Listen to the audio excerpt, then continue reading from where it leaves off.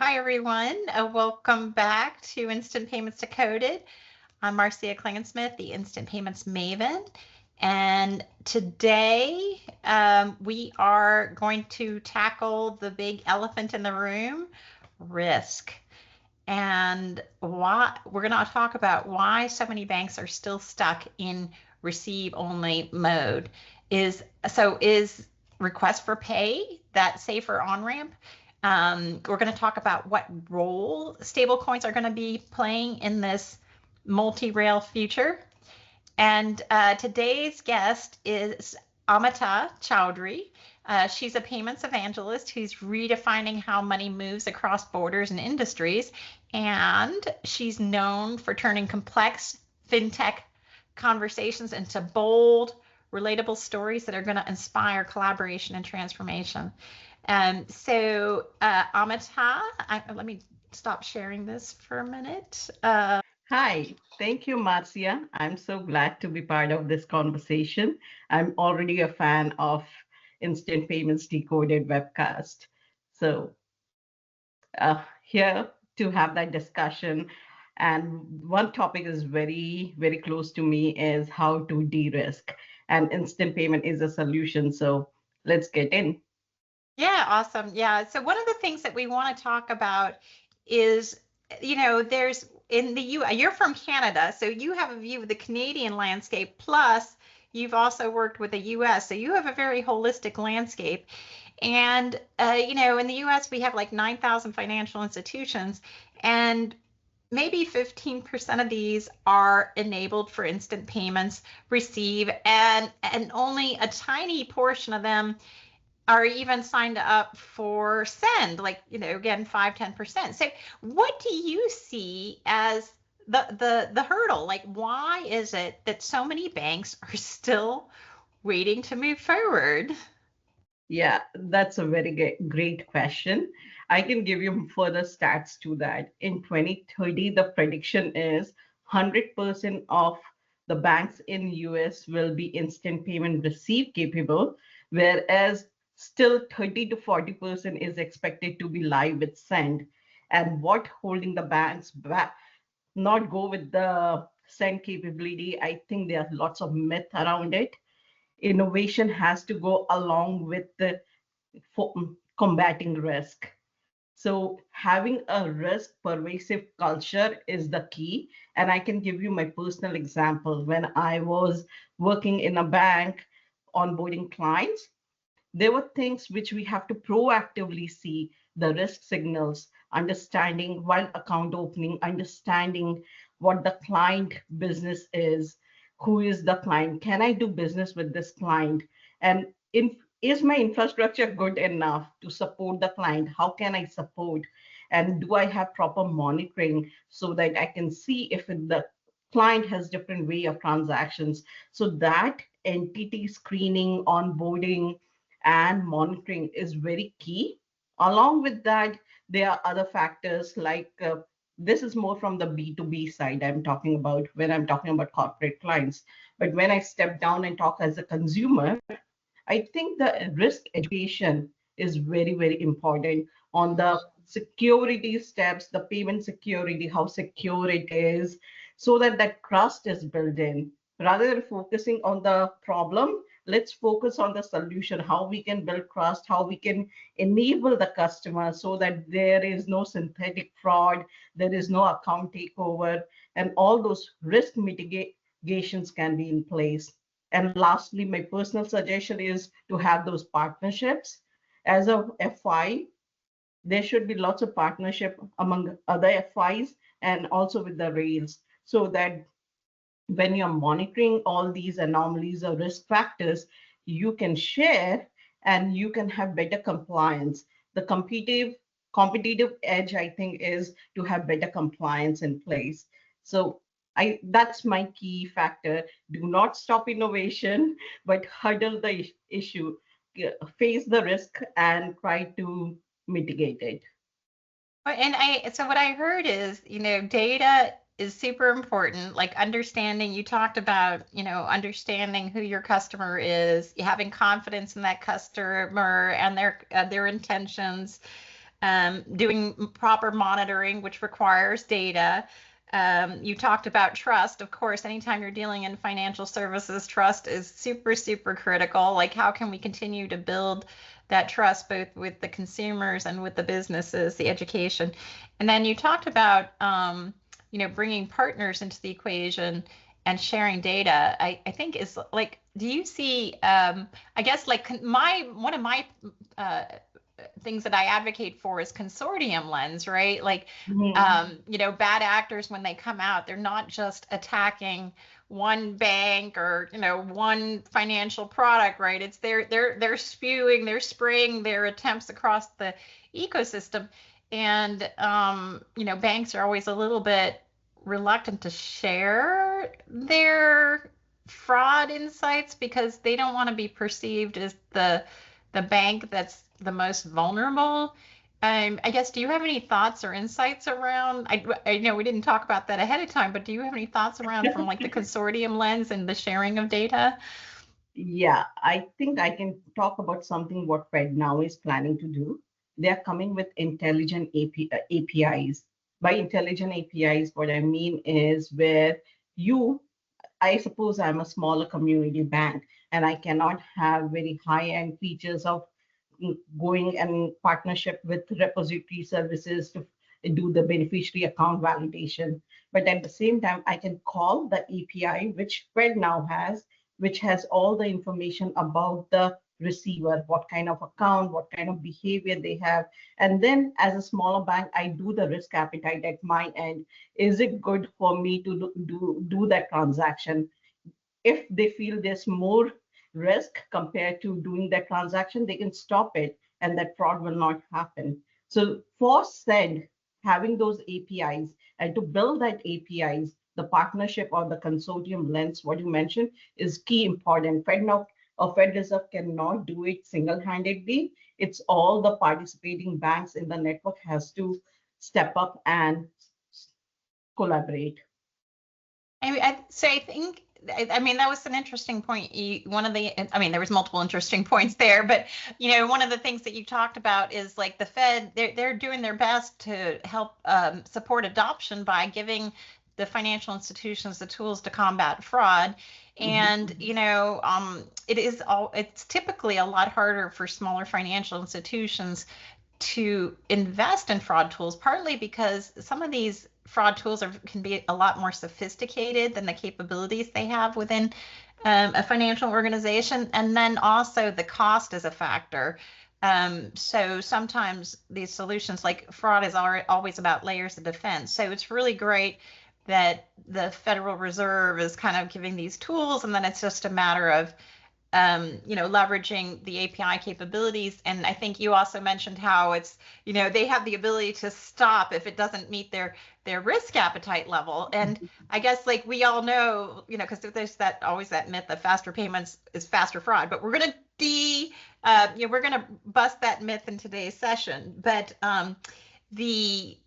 just decisions have to be made in the moment. And and with these catalysts, with these APIs, with these triggers, it's like the bank has full control over that threshold. They can say, this is what I'm comfortable with, and this is what I'm not. So if it's not, then you would decline that. So when you decline a customer, what happens to that customer? Are you routing them to other payment types like an ACH, or are they just completely blocked? Sorry, you can't do this right now. I think it depends on the customer. If suppose some customers are price sensitive, they will be going to other payment method, which is more fraud prone. They have to do that calculative risk. As a bank, if you see the client will be more benefited out of real-time payments, then I think you have a safe framework where there's a clear identification how RTP can reduce your settlement risk, how the proper authentications will be there, how there will be economics following with the data richness, and then the client makes a decision. Want to go with a cheaper option with more fraud prone system, or want to go with RTP, which has fraud in basis points. So that's completely on the client. It's not an upfront rejection. It's more of having an informed choice.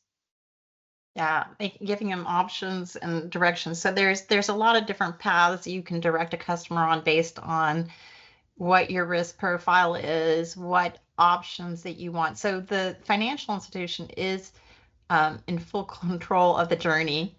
One of the things, because I work with financial institutions and I help them because we have so low adoption with instant payments today, especially on the send side. One of the things I'm very passionate about is helping financial institutions get comfortable with their ability with send and helping them understand why it's important to them. So the three biggest things that I typically hear from financial institutions when I talk to them, one is, banks are all about deposits, right? Deposit growth and interest and all that.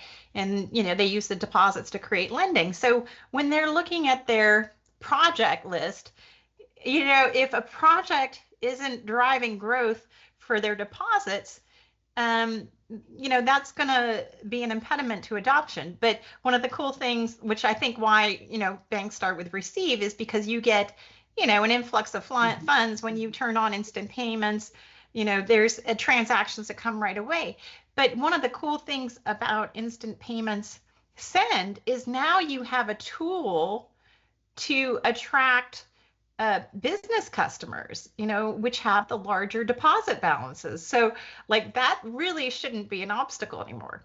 So the second thing I hear is, oh, I'm locked into this 5 to 7 year contract with these legacy core systems, and my core system doesn't support me in instant payments. I hear that a lot, like I'm held hostage. And I guess that's also a myth because, there are quite a few third-party service providers that can work with your core. So even if your core doesn't have that ability, there's other partners that can help you tap into your core to make that happen. And then the third hurdle, which is mostly what we're focusing on today, is that, oh my gosh, like I'm a bank, I'm responsible for these, securing these funds, and I don't really understand this. So it seems to me logically that faster payments is going to expose me and my customers to all sorts of bad things. But faster payments, and you're going to talk more about this, right? This instant payments is so much more safer. So just as a quick side note, I just want to share, like for the folks on the call, in case there's interest, like I have this 8-week what I call Safe to Send accelerator program, and I have this safe framework that gives financial institutions confidence to move forward, because the SAFE stands for settlement, authentication, fraud, and economics, and it has like 8 categories of risk. And so one of the exercises we do in this accelerator program is we go through and we say, oh, okay, here's the different risk exposure points, and how are we going to handle that? And so we understand, we go through and we document the likelihood it's going to happen and the impact if it does. And then we go through and document, well, how are you going to address it? And what most financial institutions find as they go through this exercise is a lot of those risks they've already mitigated today, because they're dealing with ACH, they're dealing with credit card, they're dealing with ATM stuff. So there's a lot of best practices already in place. And then there's additional nuances and additional layers that can be put in place. And then and then just other aspects of my program is I help banks identify like what are those key use cases and how they're going to make money on it, to kind of address on how do you recoup your costs, and then help them identify where there's gaps in their existing tech stack and how to get connected to that. So it's really a great confidence booster. So if you're one of those financial institutions kind of trapped on your journey, ping me afterwards and we'll see if we can get you on the right path. So Amita, risk is always like one of those words that makes people glaze over, I think. And we talked about how faster fraud is really a myth. And you were talking about, but everybody brings it up, right? But the data that we've seen coming from the Fed and the clearinghouse shows that this is one of the safest ways to pay, with the right controls, of course. So why don't we talk a little bit more about this? Let's bust this myth. Let's help our folks here understand like why. Yeah. as you mentioned, there is sophisticated measures. For example, I can give you the survey report for AFP, which happened in 2025, where the fraud you can see is across the payment rails. If if we see the percentage for check, it's 63%, whereas for wires, it's 30%, ACH, it's 37%, and all the US RTP or FedNow combined, it's not even 2%. Isn't that And amazing? Amazing. Did you guys catch that? Did you guys hear her numbers? I'm gonna say them one more time just for, fraud Claire. fraud for faster payments or real-time payments is in basis points. Even, Tiny, tiny, yeah, tiny. tiny, there can be scammers, there can be account takeover that may result in 1.5%. And if I can roll it, it will be around 2%, not a huge number. And there's lots of ways where there is a real-time fraud detection engine. If you see the ISO 2002 message itself, it's so elaborated with so much of details in the payment. If you're monitoring the transaction, you will see the pattern, what time the transaction started, what all the details are there, and any anomalies, your system, your engine can stop that because your infrastructure is always on to support the instant payments.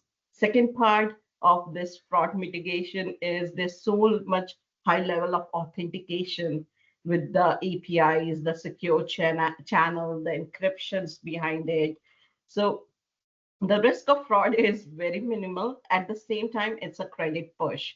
Credit push is like you are not pulling or doing a debit from my account. There's always, I am authorizing the transaction. So I have very clear visibility, real-time notifications. So all these stops the fraud right from happening. So many things. I mean, and like you were talking about like the real-time push and the notifications.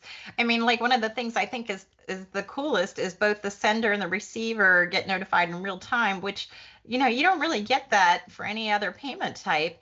And so you don't have those calls to the call center eating up call center time and you get a better user experience because everybody knows exactly the status of the payment. You talked about the rich ISO 20022 data, which I think that's right now, because it's so new to everyone. You talked about how like AI is going to be tapping into that. I mean, so as we start working a lot more with ISO data, I call it the financial Rosetta Stone, just because everybody's speaking the same language, and because it's standardized, AI is able to analyze all those rich data fields that you mentioned, so that you can detect if there's like mule activity, if there's a velocity transaction. You talked about the encryption, right? The safer rails. You talked about the credit push. And then we didn't talk about it, but there's also like with the transactions, you can get like the dual authentication, right? So for business transactions dealing with larger dollars, you could make sure that there's rules in place to route it to somebody else. Or you can even do like you do with credit cards, right? Your transaction limits by category, by geolocation. Like there's so many different tools that you can use to control these payments. So by the way, I didn't mention this at the beginning, but we love audience participation. And so if you guys have like questions or want to come on camera, you want to share a story, we just love to hear from you. And I do have a poll coming up. So does anybody have any questions or comments or insights from your world that you want to share? Okay, I'm going to launch this first one. Okay, guys. So I think these polls pop up in different places for different people. So if it's not on your main screen, look for it in your chat section. So our first question is trying to understand, like, what is your institution's top concern with Send? Are you most concerned about like the fraud liabilities? Are you concerned about compliance? Is it like those legacy systems and tech integration? Or is it just even having like a clear business case of how you want to implement it? So why don't you guys, if you guys could go ahead and respond to that. And again, like as we go through our session here today, we would love to hear your feedback and ideas. There's a chat capability, and you can also use the Q&A section. And it looked like somebody is Paul's typing. And Paul, do you want to come on camera too? So the next section, while we're waiting for him to see what his question is we're going to be talking about request for pay. I think request for pay is really exciting. I think this is also like a safer way to do payments, and it's going to open a whole new set of use cases and opportunities. Like I think even the initial use cases, like we always talk about like bill pay and stuff like that. But we're going to get practical. Like Amita has hands-on experience with requests for pay, so that's really exciting. And so she's going to talk to us about this. And just as a FYI, right? Like receive is the easiest way to join the instant payment network. Then typically send is the next thing. And when you're thinking about send, there's kind of two elements. There's a user interface where the customer comes and interacts with, and there's also the back end, the APIs that you can do push. Like, so for example, if you wanted to take a payroll file and push that out as an instant payments versus an ACH batch. But request for pay is a little bit of a heavier lift, because there's user experience. Like Amita's going to share this with us, I'm sure. But there's a little bit more user experience. But I think that it's so actually, instead of me describing it, why don't I hand it over to you, Amita, and why don't you share a little bit about like what does it take to get this set up? What's involved? How does it actually work? What are some of the controls? Is it stronger? Is it a better experience? We've had use cases. Just share some insights about how that works. Yeah. And we have a slide too, actually. So we can. Do you want me to bring that up now, or we can bring the slide at the same time? I see Paul's question from the credit union perspective. I completely get it, Paul. For me, request for payment is not a feature of real-time payment, RTP, or FedNow. It's a whole new customer engagement. If you see, there are 70 real payment systems across the world. The two who are doing really great, India and Brazil, they have this RTP capabilities where they do collections via instant payments. Everyone wants the money fast. So here you will see how we can have that money fast in a more secure manner. So if I explain RfP in US, and it's called request for payment and not request to pay. So it's RfP is a structured request which you send to collect the money, and it has the embedded account details.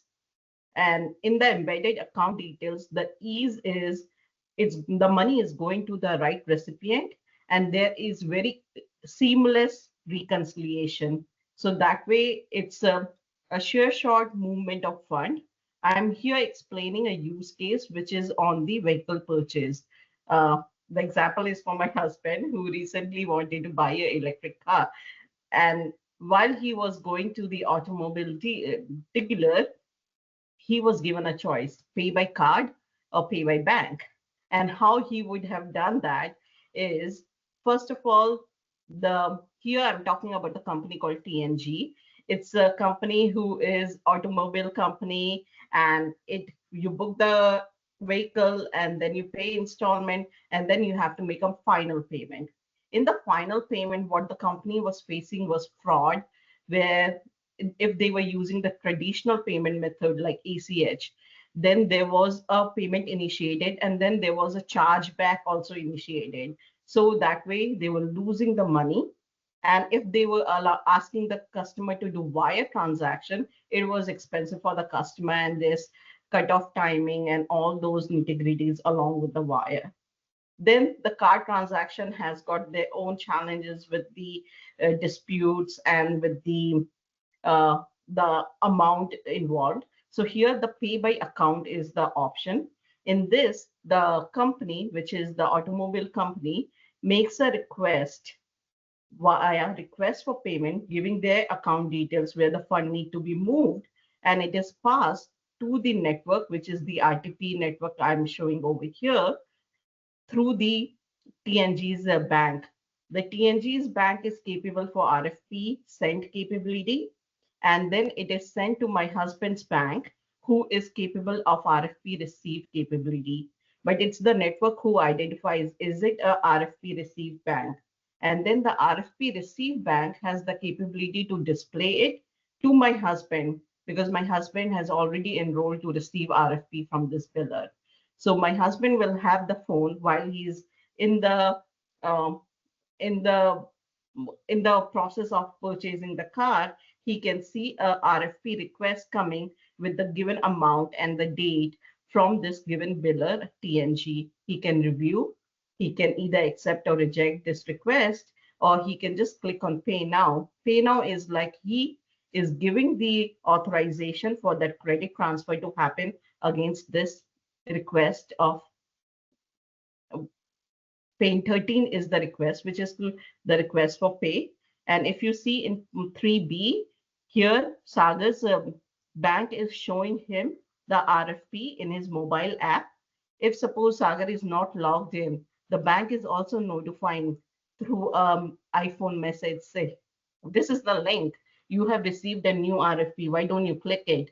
And he clicks it, and then he sees instantly he clicks on Pay Now. And if you see the arrows in blue, there's the actual money movement happens. So it's very secure because you are approving that money movement. It's going through the secure channel, and the TNG account services is receiving it real time. And then they will be sending an acknowledgement to Sagar saying your money has been received. And though it's Saturday, and still Sagar can be happy to take the vehicle home on a weekend. And it's instant gratification because he is also getting an acknowledgement that his fund has moved to the right account. And TNG is also happy because they're closing the deal immediately. They are not waiting for a check to clear or the transaction to happen and the funds be shown in their account. So it's a very clear processing. If you see, this is more on the C2B side. It can also happen from B2B side because the transaction value limit for RFP is up to $10 million. Yeah, and the so and a couple of things that I heard there was the user experience is really great. Like the user gets notified if they're not in their banking app already. There's a link that gets displayed. So it's like, hey, and because this is real time, they're already in a conversation with the person who they're paying, most likely, right? So it's like, oh, so they that gives them an additional, I guess, trust element there because, hey, I was just talking to the dealer and the dealer says, oh, I'm just going to send you this payment link or this request.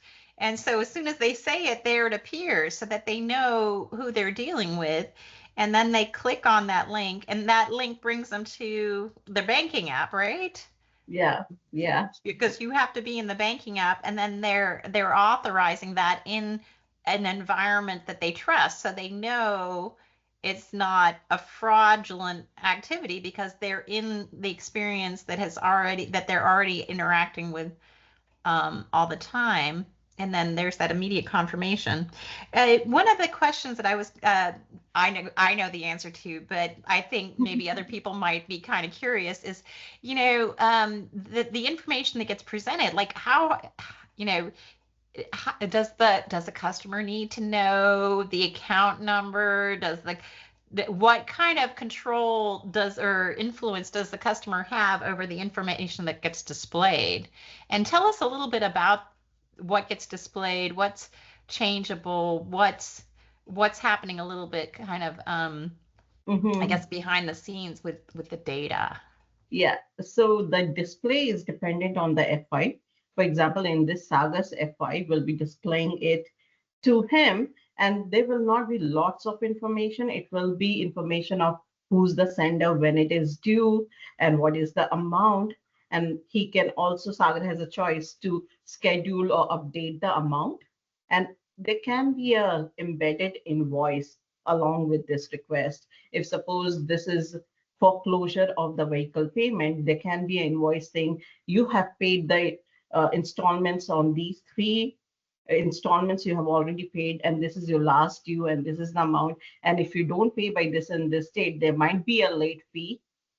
And if suppose Sagar has not acted on that, because there's a effective date for this request for payment, it is for till tomorrow. And if Sagar has not acted, then there's an option to expire the request for payment with the RfP expiry, which TNG can request its bank to send on its behalf. So there will be a associated payment request cancellation, and then that RfP will be null and void. Yeah, and you guys, if you have questions, this is a great time to ask it because Amita has lots of level of detail that you might not have had the opportunity to learn about or hear about before. But just for some of the things that I heard her just say is, so when you're receiving that invoice, you're going to see the details of who the sender is, and you're not going to be overwhelmed. Like, the dealer doesn't want you knowing their bank account information. So that is still associated with that payment, but it's behind the scenes. So the user just sees the information that the business is comfortable sharing, like you would see with an invoice that you would write a check with. And so there's kind of like that rich ISO 20022 data that Amita was mentioning earlier. There's all sorts of rich data that could be populated behind the scenes that would be more relevant to the car dealer or the bank, but not necessarily relevant or interesting to the customer. Like if you wanted information to help with like invoice reconcilement. And then Amita talked about like you have the ability to go and update the amount, the date. Like I don't want to, maybe I'm going to pay in installments, but there could be rules. This is kind of like the programmable aspect of the payments, which gets really exciting too, because that also opens up new opportunities.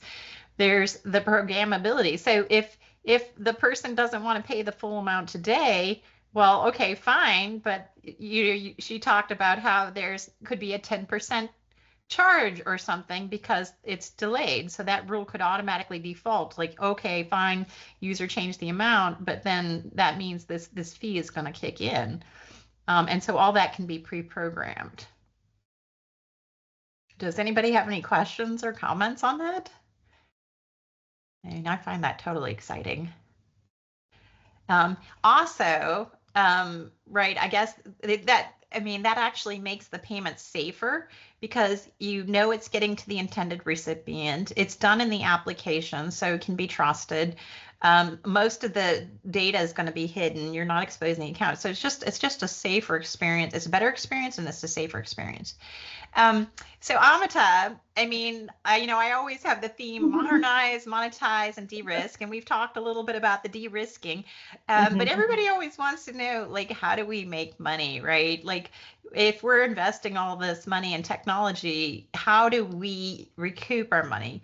So why don't you tell us a little bit about what you've seen? How can we turn, these capabilities into real-world revenue? So that's a very good question. I wanted to pitch in where here it's a flat fee for request for payment.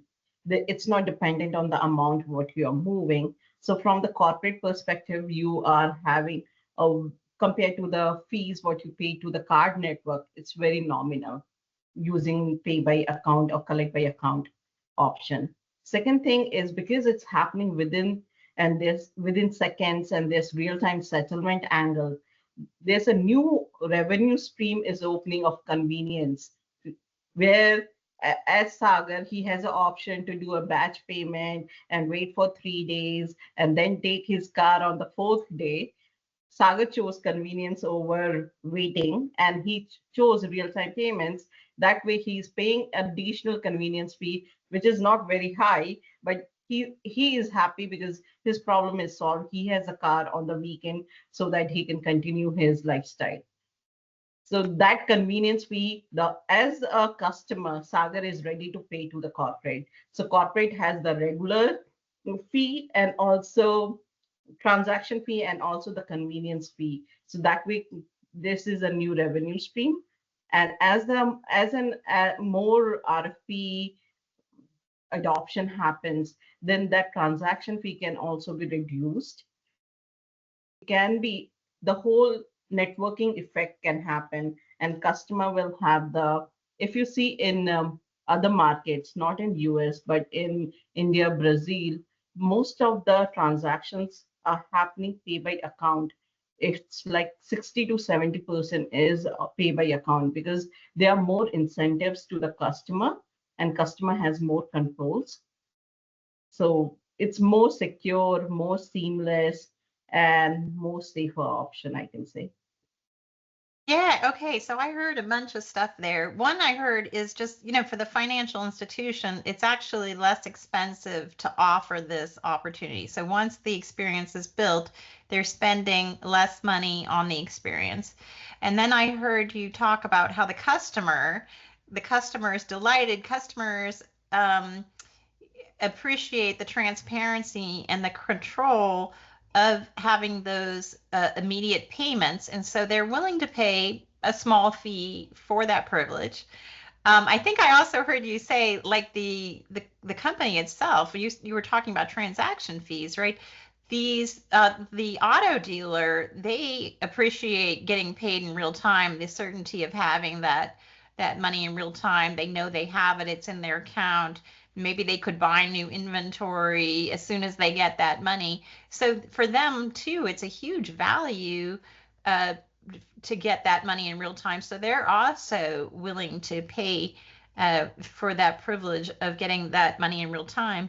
And then I don't think you mentioned it, but one of the other things to think about, I've been thinking about this a lot, is the cash flow, the liquidity, right? The redeployment of those funds. So when they get that money, um, as the bank moves that money, as those payments happen, then the banks also have that opportunity to, take some of that those funds and redeploy them because they have additional certainty, and that also could potentially turn into another revenue source. So it's kind of like there's so many different touch points on this journey that you took something where there was really not that much money to be had and a lot of heavy expenses and a lot of fraud exposure, and you're reducing the operational expenses, you're reducing the fraud exposure, and you're introducing all these new revenue streams. So it's just like, why wouldn't you do this?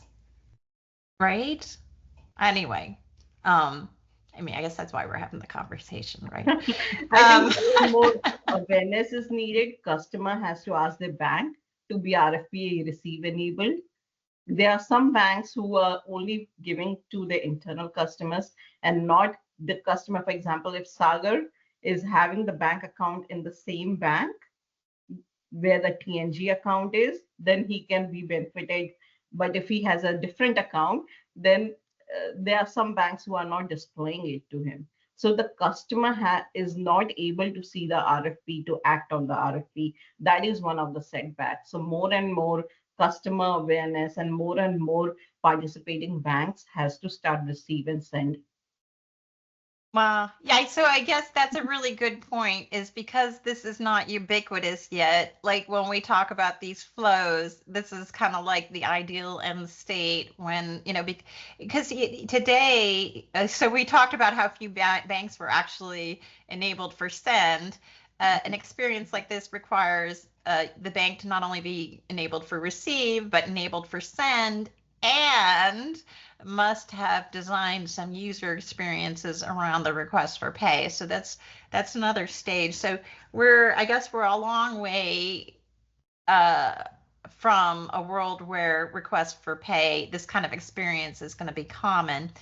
And it's sort of a catch-22, right? Like, because people don't really jump on this unless they've seen it in action and seen the value. But hopefully this adoption will accelerate, and the more that we have these conversations, bring this top of mind, I think the more we're helping to move the industry forward with this.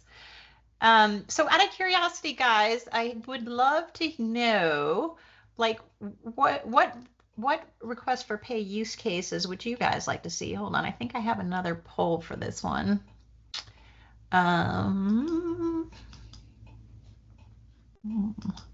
Marcia, while you're bringing the poll, I can give you one of the proven use case for an insurance company who collects premium, and the policyholders were always delayed or were late in submitting the premium with the request for pay, because it's so much ease and so much transparent. The policyholder, when receives a request for pay from the insurance company, they immediately act on it. And there has been a 40% decline on late payments. So it's a win for insurance company also, because there's lots of money goes in to maintain or reactivate those accounts where the payments have not been made on time. So a lot of people, I love that. Yeah. Mm-hmm. Insurance use case. So the idea is people aren't good at paying on time. If you pop them an insurance link, request for payment, they're more likely to pay because they got that reminder and the funds, and it's just super easy for them to do. What about collections? I hear this is really great for collections too, for same reason. Yeah. Right? Like, you could be on the phone with a customer saying, hey, do you think you could at least make, while we're talking, guys, I have this poll here. Would love to get some ideas of where would you guys like to have this instant payment experience where somebody just, boom, sends you a link and say, hey, I need money from you. Can you just pay? And then you could just click a button to pay. Are there any examples that come to mind where you would totally love to see that? And or the other thing I'd love to know is, what do you think would help you guys understand this better, understand the opportunities? It's like, is it, are you trying to overcome the legacy tech hurdles? Is it trying to learn more? I see education as like a big one right there. What about partnerships? Would you like somebody to just come in and plop that in your system for you? What makes this more real? Like, tell me, share what you're thinking about it.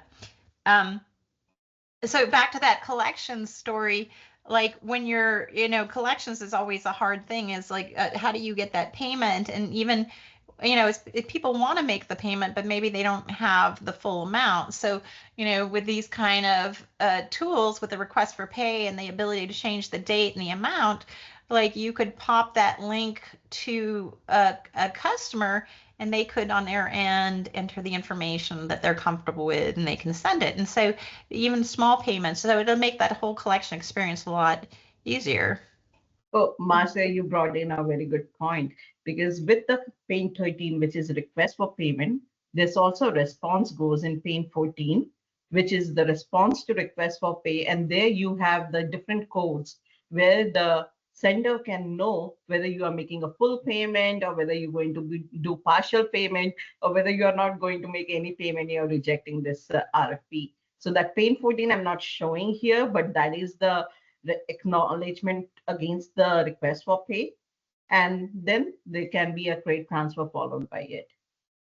Yeah, I think that's really good. I think, I would love to, do more sessions on the request for pay. Maybe, I don't know if we can get something where we have like a live use case and stuff like that.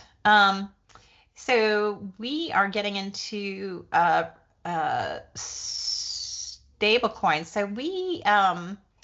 So one of the things that's been, and again, just quick, does anybody have any questions or comments that they want to share? Okay. So we wanted to touch a little bit on stablecoins, because that's definitely been a hot topic. And I don't know, Amita, do you see stablecoins like a threat to networks like FedNow or RTP, or do you like see this as maybe expanding the pie? For me, stablecoin is the evolution. What it the real-time payments we struggle for cross borders. And if you see the market for stable coins is mostly global corridors. In domestic, still RTP, FedNow, and all these roles are major players. The penetration is more, yeah, here you if you see the multi-rail comparison, and if you see the adoption, for adoption, it's more global for stable coins and more domestic for RTP, FedNow, and Zelle. But what I see, it's also an opportunity. Rather than stablecoin being a threat, if we look into the infrastructure, how stablecoin is operating, what kind of risk it's mitigating. For example, it has the uh, token, which is programmable, and it brings the speed and it goes in the blockchain rail.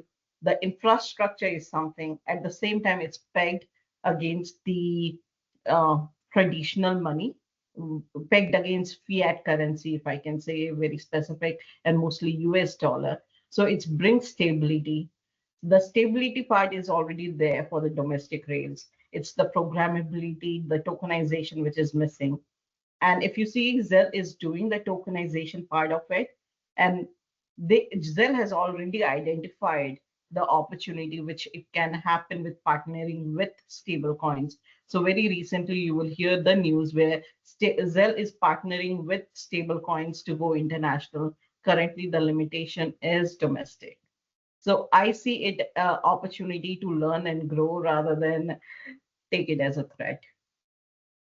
Yeah, and I think we're along. I mean, again, if we're so far away from ubiquity with instant payments, like stablecoin, I think is a little stretched further. Like in my mind, phase one is okay, let's get our instant payment network set up, and then phase two is let's do our tokenized deposits, and then phase three is where stablecoin comes into play because there's still a lot of stuff that is kind of uncertain and still being worked out. Like a multi-rail strategy is important. Like we're even today, like that's a best practice, right? Well, where you have a single API connection that can be connected to your ACH, to your FedNow, to your real-time payments. Stablecoin can just be one of those rails that can be applied. And your rules behind the scenes is like, oh, okay, is the recipient on the network? Yes, no. Well, okay, if it's not on the network, that's an easy one. Go to the next option, right?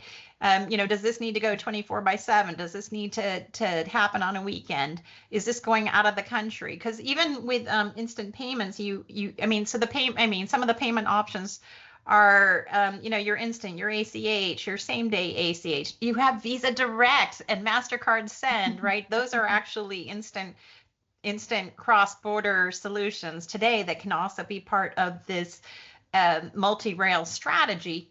And but the things with stablecoin, when I just showing the safe, I forgot to bring this up earlier, but when you think about your stablecoin strategy, is stablecoin is an instant payments. It's 24/7, just like instant payments. Its reach is broader. So when I talk to financial institutions, like we go through this safe assessment, and for stablecoin, you have all the same risks that you get with instant payments. That's 8 categories of risk. And then there's another 8 categories of risk associated with stablecoin, like the last mile KYC, like the fact that not all stablecoins are created equal. Some are backed by cash and cash equivalents, like what we're doing with the Genius Act, but then also the stablecoins that has alternate assets that may be less reliable or less trustworthy. And another risk is that if one of and this is too early days, right, is if everybody creates their own stablecoin, that's also going to erode trust in the end user because the average consumer does not really understand these. And the more stablecoins that are out in the market, the more confusing the market will be and the less trust the customers will have in the system. So there's a lot of things that we have to work through from a stable coin perspective. Oops. Yeah, I think the focus should be on stable coin clearing rather than having a new stable coin in the market. And very few there are companies who are doing it, but I think that will be the competitive edge who understand, who works with the regulators, observe the regulators, and start in networks to clear the stablecoin. I have some weird stuff going on with my screen here. Hold on.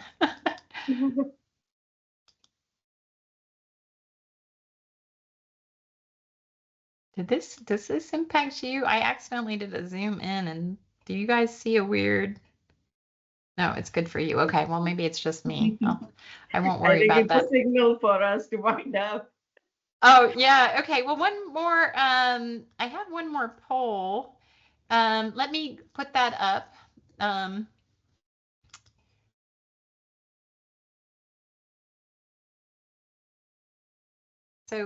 and again, like, does anybody have any questions? Hopefully, you guys are finding this engaging conversation. Like, this is a really exciting topic in my mind.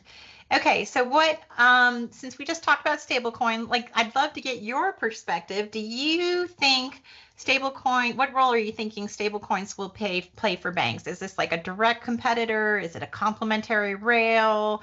Is it only to be used for limited or niche use cases? Or, is this just too risky to touch? I would love to get your perspective. So feel free to jump in with that. And I guess while we're waiting for folks to respond there, um, we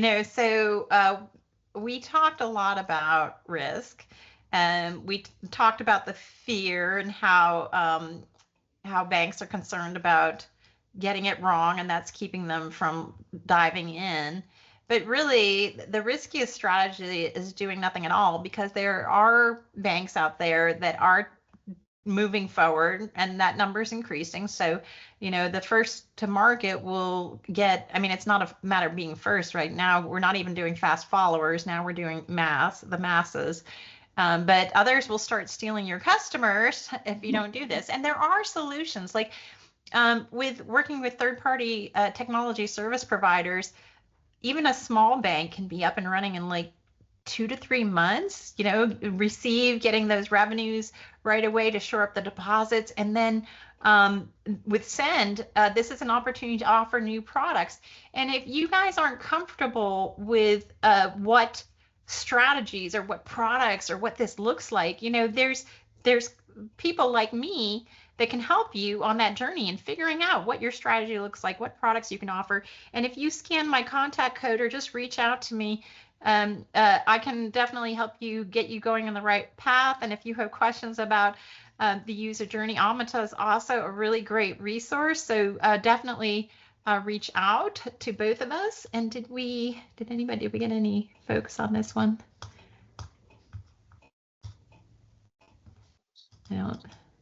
I don't think anybody voted on that last poll. That's fine. Oh, complimentary rail.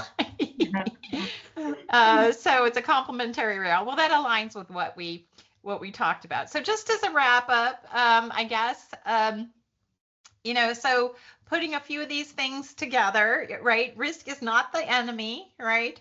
If we break it down, use frameworks like SAFE, it becomes not only solvable, but measurable, monetizable, a win-win-win for the customer and your business client and your consumer client.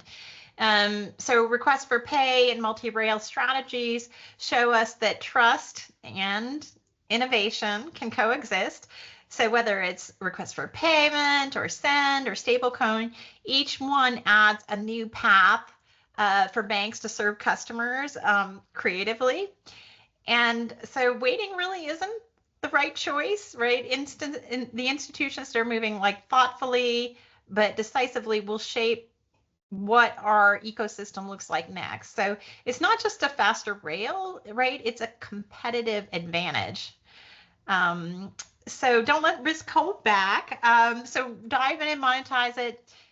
If you enjoyed today's discussion, you can follow me. I have the Instant Payments I have the Instant Edge, which is my Substack. So if you guys aren't subscribed to my Substack, go to instantpayementsmaven.substack.com.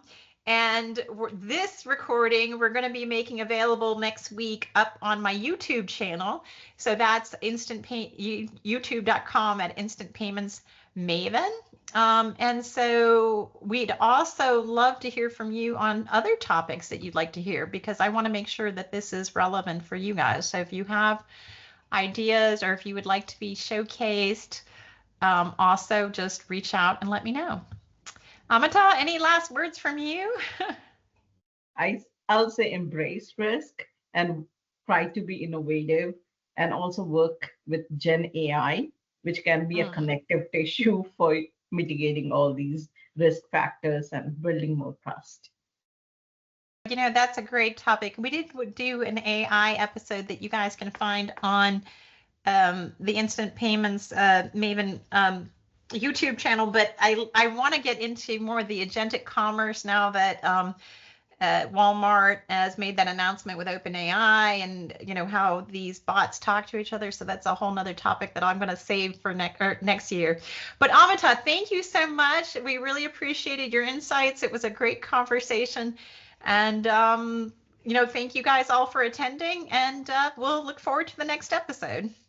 Thank you. Thanks for having me, and thanks everyone for joining. Bye. Have a good one.